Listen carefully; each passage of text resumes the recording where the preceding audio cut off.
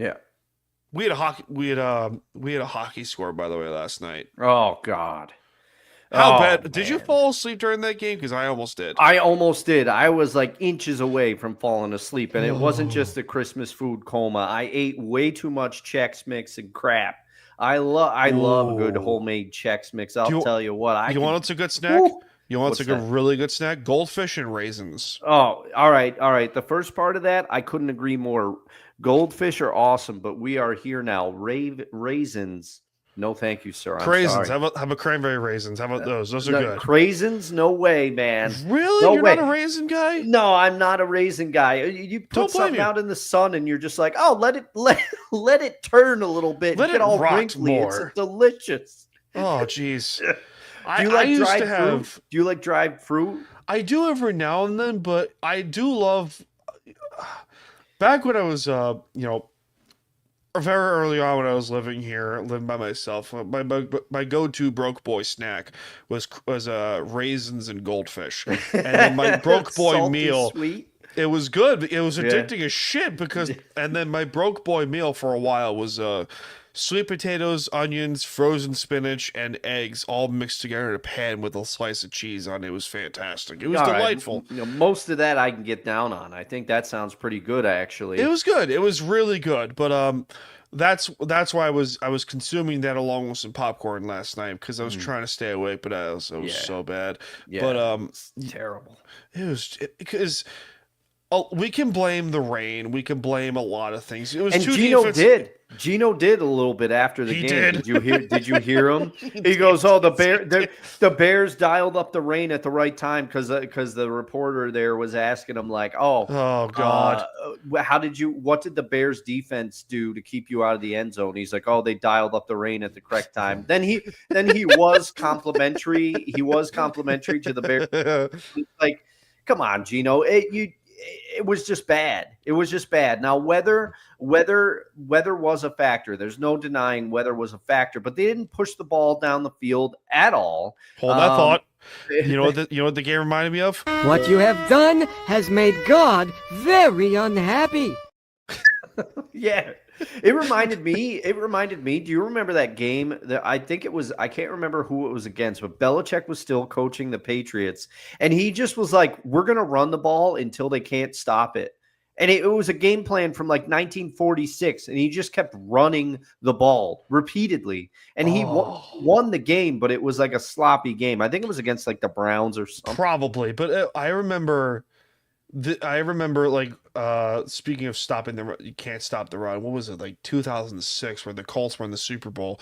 They played Jacksonville over. They played the Jaguars in Jacksonville, and then Fred Taylor and a rookie Maurice Jones-Drew just went off Oh, yeah. in that game. That's like a Pete Carroll coach dream, by Yeah. the way, of just run the football for 400 yards. Anyway, we're going off topic here because this game was shit. Oh, my If God. I am the NFL, I'm looking myself in the mirror. I'm going, what the fuck did we just do here by putting this shit show?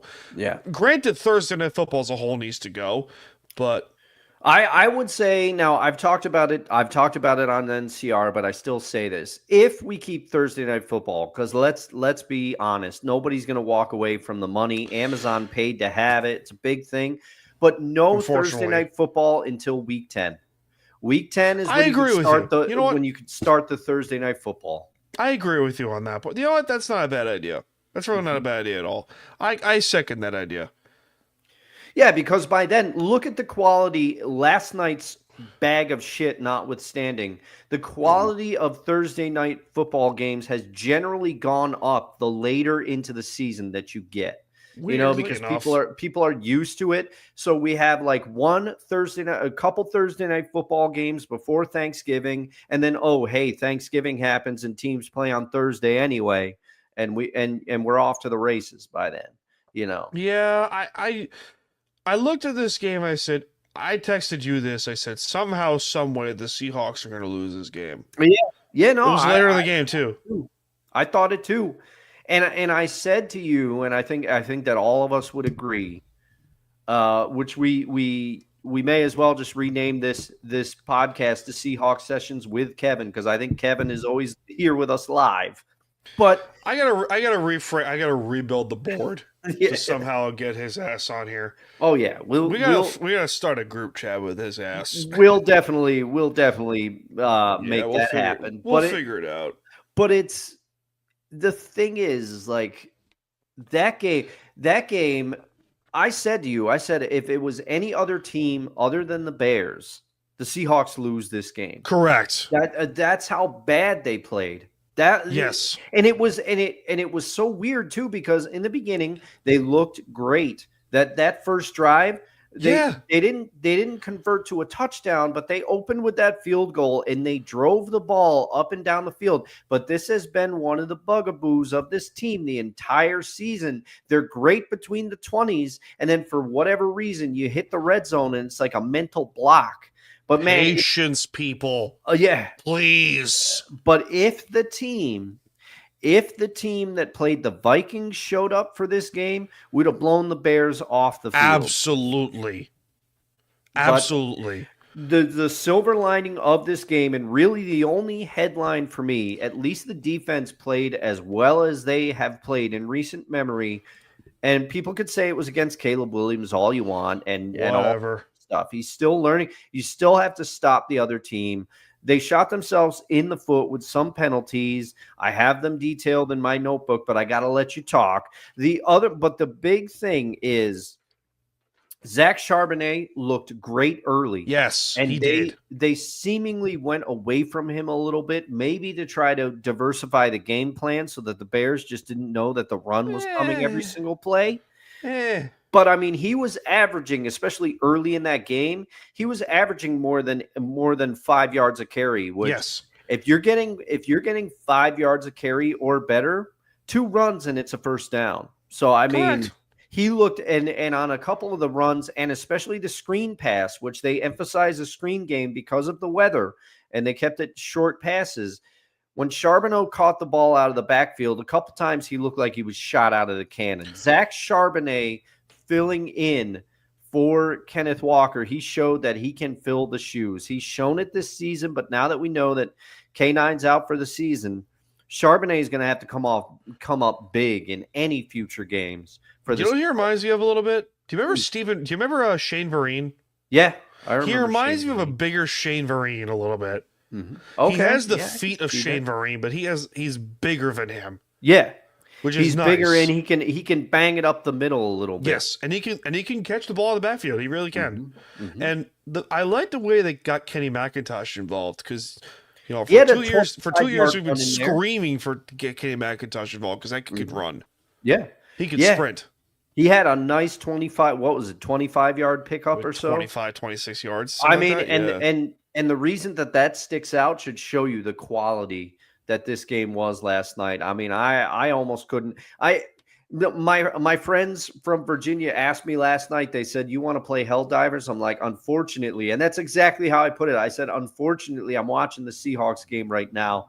I got to take notes for Seahawks Sessions." But I was like, "This game is a tough watch." A tough watch. Oh, it was so bad. But they barely escaped with a win on that one. Hockey score. Yeah. It was a hockey score. A good hockey score, by the way, but it was a hockey score nonetheless. And I will say, over the last 2 games, both the Vikings games and the Bears game, the offensive line, at points, the Seahawks were dominating the line of scrimmage on both sides of the ball, which is a positive sign. And overall, they've been better at protecting Geno. So that's a good sign. Yes. Satal Lamea has been pretty good at the right guard position. And if they end up letting Laken Tomlinson go, which, let's be honest, they're going to let him go, Christian Haynes should be the new left guard for 2025. Christian Haynes, or if they somehow... Michael Jarrell can also play inside. One of their rookie offensive linemen. He can play inside too. He's big enough to play the inside. Olu's going to be the new starting center for a while. I mean, he's earned it, in my opinion here. He really has. And then who else? They got to extend Charles Cross and Abe Lucas tomorrow. Yeah. And that was those were 2 of the best parting football moves that Pete Carroll made in his last draft. Those 2, you got to give him credit for those 2. Abe Lucas is a really good pick. Yeah.